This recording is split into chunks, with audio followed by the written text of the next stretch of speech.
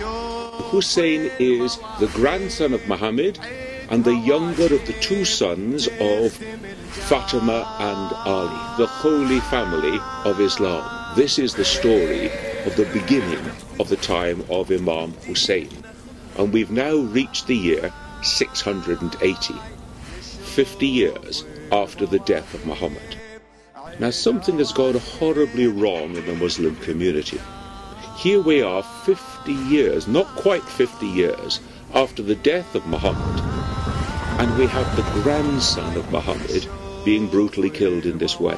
They are shadowed by the army of this ruling family that's taken over leadership within the community. Hussain didn't want to accept the leadership of this corrupt family, and so he tried to withdraw from living under their rule. Now, he knew that he was going to be asked to swear allegiance, and he wasn't prepared to accept that. How far are you prepared to go in searching for truth and justice? Hussain was prepared to go all the way in order to defend the principles of truth and justice. And in Karbala, they are surrounded.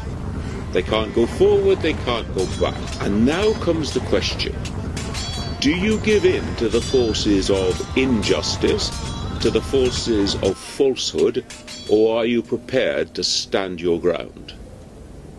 And so what happens during these 10 days of the siege at Karbala is that Hussain and his family are tested. They're denied water.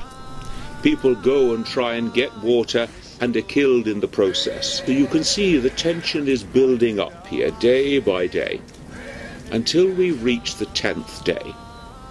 The 10th day is called Ashura Day, the 10th of the month of Muharram.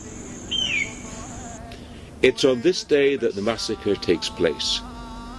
Now you can imagine, 72 men against 30,000.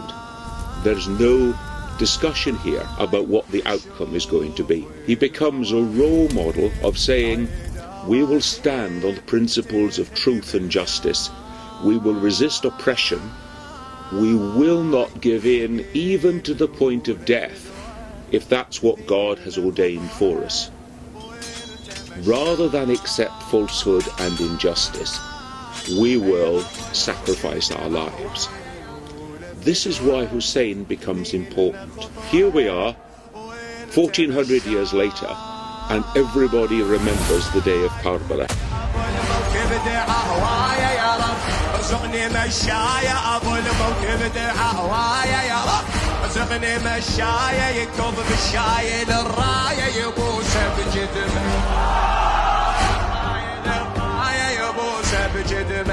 العجائب سبعة ندريها خدمتك زادت عينيها السبعة تعجبت بيها عجيبة الخدمة.